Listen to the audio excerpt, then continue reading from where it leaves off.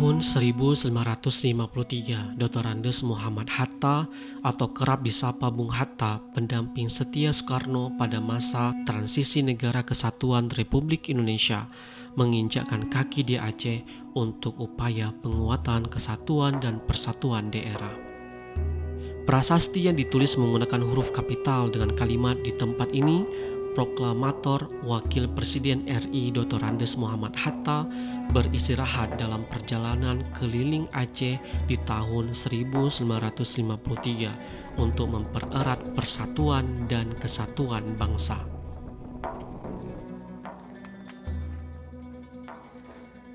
Bismillahirrahmanirrahim. Assalamualaikum warahmatullahi wabarakatuh. Allahumma inni as'aluka at-taufiqa wal ikhlas wa dawaman ni'mah wa husnul khatimah.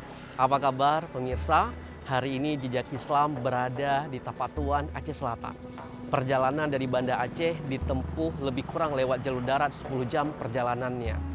Pemirsa, Jejak Islam, tempat ini, panorama Hatta, adalah tempat persinggahan sang proklamator Republik Indonesia ketika mengunjungi Aceh dengan satu misi persatuan dan kesatuan. Dan tempat ini adalah tempat yang sangat bersejarah, dan ini membuktikan Aceh bagian dari sebuah kesatuan NKRI. Dan di tempat ini banyak lahir para ulama dan juga panorama alam yang begitu indah yang ada di Aceh Selatan. Dan bahkan banyak masjid-masjid di daerah ini, dan ada satu masjid yang begitu unik, Masjid Nurul Huda, yang sudah memiliki 900 tahun perjalanan pendirian masjid tersebut. Masjid ini memiliki keunikan dari 4 tiang, dan ada satu tiang yang mengeluarkan air terus-menerus, dan ini dibangun oleh seorang ulama, seorang syekh. Dan mudah-mudahan perjalanan Jejak Islam menuju Masjid Nurul Huda atau dikenal dengan Masjid Tua Pulau Kambing di daerah Klut Utara bisa menambah rasa cinta kita pada masjid, para ulama, dan ketaatan kita pada Rabb yang maha mencintai. Seperti apa perjalanan Jejak Islam menuju ke Masjid Nurul Huda? Mari kita saksikan perjalanan spiritual untuk menuju Masjid Nurul Huda.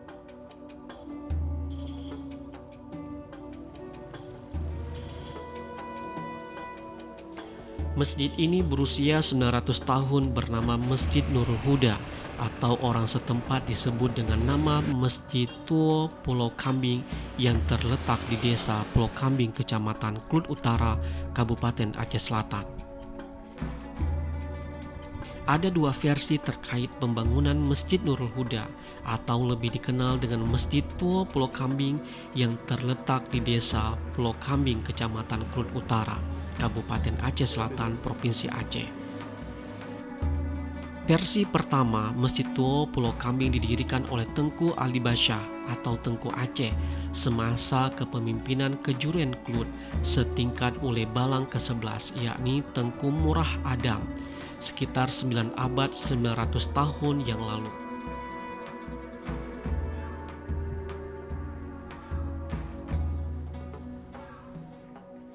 Versi kedua, Masjid Tua Pulau Kambing dibangun pada tahun 1351 Masehi. Pendiri bangunan masjid ini adalah seorang ulama asal Persia bernama Syekh Muhammad Hussein Al-Fanjuri bin Muhammad Al-Fajri Kausar. Tiang pertama masjid ini kayunya dia angkut sendiri dari hutan dengan tangan kosong oleh salah seorang murid Syekh Muhammad Hussein Al-Fanjuri yang bernama Syekh Mutawali Al-Fansuri. Masjid ini terdiri dari 4 tiang penyangga utama dengan ukiran kaligrafi di setiap tiangnya. Di sepanjang ukiran kaligrafi ini mengisahkan riwayat pendiri dan nama ulama beserta tukang yang mendirikan masjid. Keunikannya, ada satu tiang penyangga yang kerap mengeluarkan air, sehingga masyarakat membuatkan tempat penampungan. Oleh sebagian besar masyarakat, air yang keluar dari salah satu tiang penyangga itu dianggap mengandung keberkahan. Banyak masyarakat Aceh maupun luar Aceh yang berkunjung ke masjid ini. Namun saat ini tetesan air dari tiang tersebut tidak sederas pada masa lalu. Hal ini terjadi sejak lantai masjid di keramik dan pangkal tiang dicor semen. Awal pembangunan masjid ini tanpa menggunakan paku. Masjid ini memiliki arsitektur yang unik. Hal ini bisa dilihat dari sebuah kubah khas yang ditempatkan pada puncak atapnya. Pada bagian dasar masjid ini juga memiliki arsitektur yang sangat khas seperti masjid-masjid tua lainnya yang ada di Indonesia. Pondasinya begitu kokoh, dinding kayu dan besinya pun masih sama seperti pertama kali masjid ini dibangun. Masjid ini juga dapat dijadikan sebagai wisata religi untuk melihat bagaimana kemegahan, kemajuan dan sejarah Islam di Aceh Selatan, khususnya di wilayah Klud. Masjid Tua Pulau Kambing telah masuk daftar cagar budaya di Kementerian Pendidikan dan Kebudayaan. Hingga kini, masjid tersebut menjadi lokasi beribadah. Selain itu, masjid dijadikan tempat wisata oleh para pengunjung yang datang dari Aceh maupun luar Aceh.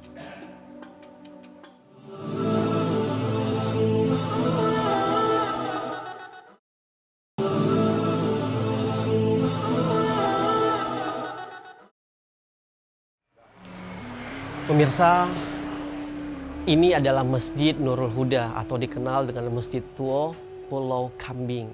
Dan masjid ini diperkirakan sudah berabad-abad dan dibangun oleh seorang ulama yang karismatik, yang ada keunikan yang fantastis. Di Masjid Nurul Huda ini ada 4 tiang dan 1 tiang terus mengeluarkan air, dan air ini dipergunakan oleh warga sebagai bentuk keberkahan dan kesyukuran dan melepaskan nazarnya. Nah, seperti apa masjid ini dalam mensyiarkan nilai-nilai Islam, mengajak masyarakat untuk menyiarkan nilai kebaikan, bermusyawarah di dalamnya, dan bahkan masjid ini sudah masuk dalam cagar budaya. Dan di samping saya ada tokoh masyarakat setempat yang nanti akan menjelaskan seperti apa proses menjaga nilai peradaban yang sangat mahal di tengah-tengah masyarakat seperti ini, dan mudah-mudahan punya value yang gak bisa dihargai dengan berapapun nilainya, dan sampai nanti ke depannya, dan mudah-mudahan anak cucu ke depan juga bisa melihat sebuah pembelajaran dari sebuah pendirian peradaban masjid ini. Bersamping saya ada Pak Kamarsya. Assalamualaikum Pak Kamarsya. Waalaikumsalam. Sehat ya Pak? Alhamdulillah sehat. Baik, Pak Kamarsya, masjid ini kan punya nilai-nilai spiritual dan sakral yang sangat besar, dan bahkan value untuk kedepannya untuk Aceh Selatan, bahkan Aceh khususnya. Seperti apa dalam merawat sebuah masjid yang punya nilai spiritual yang besar sekali? Terima kasih Pak. Perlu sedikit kita jelaskan bahwa masjid ini adalah masjid tua, lebih kurang 9 abad sudah berdiri, dan masjid ini sudah kita rawat semaksimal mungkin. Tahun 80-an itu kita merawat yang di atasnya Pak, yang di atas, kubah di atas itu dulunya kayu, lantainya itu dibuat beton tapi tetap kayu di bawahnya. Nah, karena tujuannya adalah saat ada masyarakat yang ingin melihat ke atas itu tidak ragu-ragu. Nah, kalau seandainya kayu kemarin itu agak ragu. Itu lebih kurang sekitar tahun 80-an. Dan sampai saat ini masih kokoh ya Pak? Masih kokoh, alhamdulillah. Dengan jenis kayu apa itu Pak? Kayunya memang kayu yang waktu pendiriannya Pak. Cuma yang ditambah saja adalah betonnya tadi. Jadi dibuat semen untuk lantainya. Selain itu apalagi yang sudah dijaga? Apakah ini juga masih sempurna seperti awal atau sudah ada penambahan tanpa menghilangkan konsep aslinya Pak? Kalau dari segi pembangunan tentu kita menyesuaikan ya menurut zaman gitu ya. Kalau menurut zaman yang jelas kita tidak merubah.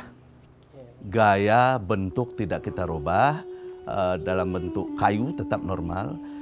Karena kemarin tuh lantainya itu adalah dari semen, nah kita sesuaikan menurut zaman perlu pakai keramik, maka itulah kita naikkan kemarin sedikit.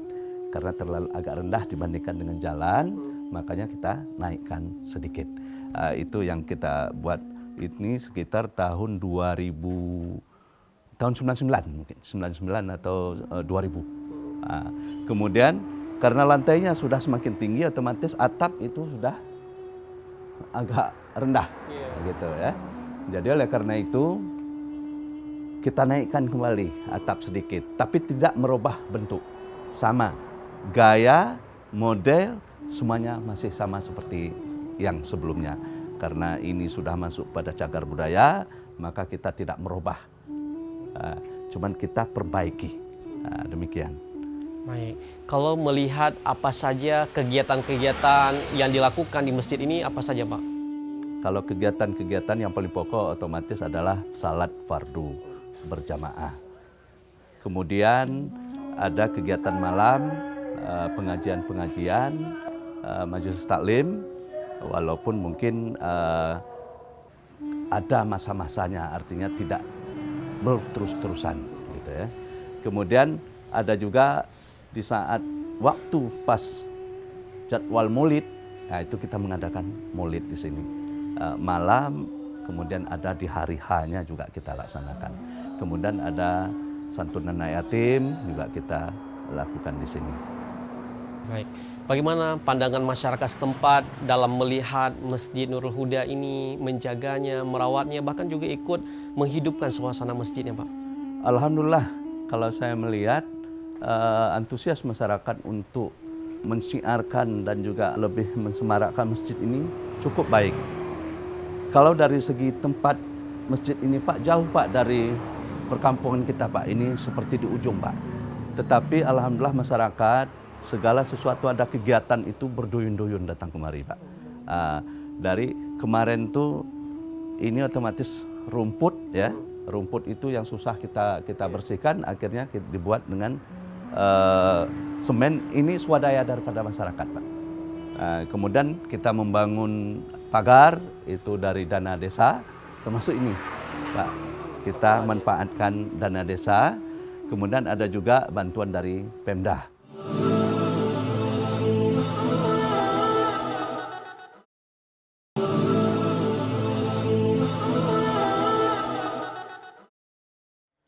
Pemirsa, bersama saya ada pengurus BKM dan juga pemerhati sejarah Masjid Nurul Huda atau dikenal dengan Masjid Tua Pulau Kambing.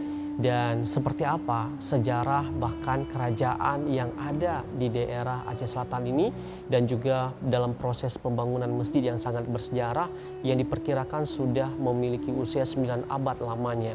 Dan bahkan di tiang ini mengeluarkan air yang tidak pernah berhenti, dan air ini juga dipergunakan oleh warga setempat untuk berwuduk dan keperluan yang lainnya, bahkan diyakini sebagai obat bagi kesehatannya. Dan ada Pak Umar Syah. Assalamualaikum Pak Umar. Waalaikumsalam. Sehat Pak Umar Syah? Ya.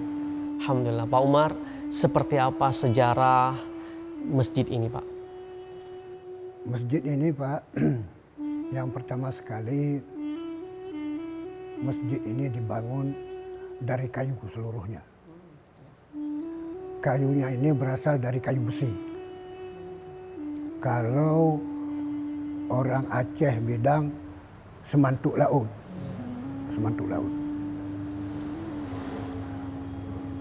Tonggak ini yang terdiri daripada empat tonggak yang didirikan berdiameter lebih kurang sekitar 60 cm. Masjid ini didirikan dengan memakai kura-kura. Kura-kura itu ialah ada beberapa batang kelapa didirikan dahulu. Sudah itu di atas itu diikatkan dengan batang pinang yang 4 persegi supaya tempat untuk menarik tali. Lantas setelah kura-kura selesai dengan dibantu oleh orang ramai, maka ditariklah tonggak-tonggak itu sehingga sampai berdiri. Salah satu daripada tonggak itu adalah tonggak yang di belakang ini. Sudah itu baru didirikan tonggak-tonggak yang selanjutnya. Kembali kepada pertanyaan Bapak menyangkut dengan tonggak ini, yang bahwa sampai sekarang insya-Allah mudah-mudahan kita bisa menyaksikan kelebihan-kelebihan daripada tonggak ini, yang bahwa memang sejak kecil saya, setelah tonggak ini didirikan, maka memancarlah air. Nah, di sekitar sini, waktu itu belum dibuat pembatas begitu sehingga airnya bisa melebar. Lantas pemikiran-pemikiran selanjutnya untuk menghindari air yang sampai jangan melebar, maka dibikinlah pembatas begitu sehingga aman untuk misalnya dinikmati bagi orang-orang yang bernazar, berwudu dan lain sebagainya. Baik. Masjid ini siapa yang pertama sekali menginisiasikan untuk pembangunan masjid ini, Pak? Sebuah keterangan yang jelas yang bahwa yang mendirikan masjid ini adalah Samsuddin Al-Farisi. Kabarnya beliau itu adalah dari Persia. Beliau adalah tokoh yang mendirikan masjid ini dan berumah tangga di desa Pulau Kambing ini. Baik. Sehingga beliau mengajak seluruh masyarakat untuk berswadaya gotong royong untuk membangun proses pembangunan Masjid Nurul Huda ini ya Pak. Ini tiang-tiang antara satu dengan yang lainnya tidak pakai paku ya Pak? Tidak pakai paku. Itu 3 tonggak-tonggak di dinding melekat di dinding ini adalah sebanyak 12. Itu sama dengan tonggak ini. Asli dibuat dari kayu besi. Dan tidak menggunakan paku sama sekali ya Pak? Dia dimasukkan ya? Ya.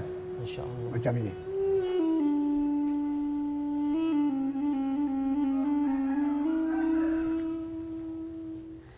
Pemirsa, kita sudah melihat bagaimana di dalam Masjid Nurul Huda atau dikenal dengan Masjid Tua Pulau Kambing yang diperkirakan sudah 9 abad lamanya.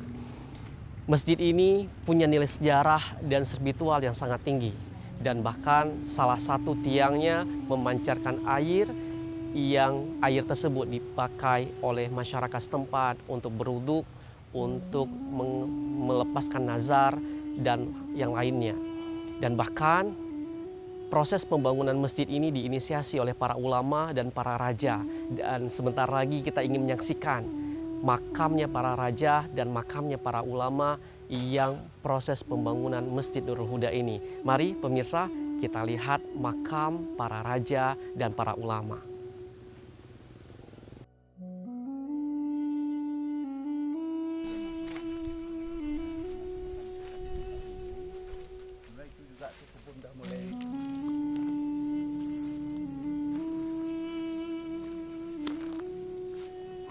Pemirsa, ini adalah makam para raja yang ada di wilayah Aceh Selatan. Dan ini juga diantaranya ada juga para ulama yang mendirikan Masjid Nurul Huda atau dikenal dengan Masjid Tua Pulau Kambing. Bagi mereka ini kebahagiaan karena mereka sudah mempersiapkan pasif pahala bukan hanya di dunia tapi juga di akhirat nanti. Lalu bagaimana dengan kita? Apa yang sudah kita persiapkan? Mereka sudah membangun peradaban, sudah mempersiapkan bekal perjalanannya. Dan mudah-mudahan kita juga sudah mempersiapkan bekal perjalanan kita untuk pasti pahala, bukan hanya dunia tapi juga akhirat nanti. Kullu nafsin dha'iqatul maut, tsumma ilaina turja'un. Setiap kita pasti merasakan kematian. Dan mudah-mudahan kita berdoa akhir kehidupan kita dalam keadaan akhir kehidupan yang terbaik. Allahumma inni as'aluka at-taufiqa wal ikhlas wa dawaman ni'mah wa husnul khatimah. Rabbana ighfirli wa liwalidayya walil mu'minina yauma yaqumul hisab. Mudah-mudahan kita mempersiapkan bekal terbaik kita untuk berjumpa dengan Rabb yang Maha Baik.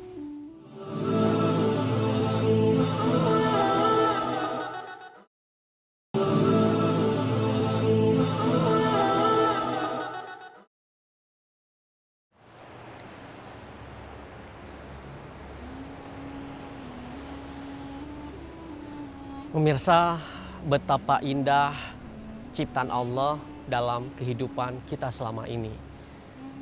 Sebagai bentuk kesyukuran kita ketika Allah berikan kenikmatan-kenikmatan yang banyak dalam kehidupan kita, maka bangunlah karakter syukur, tapi bukan kufur.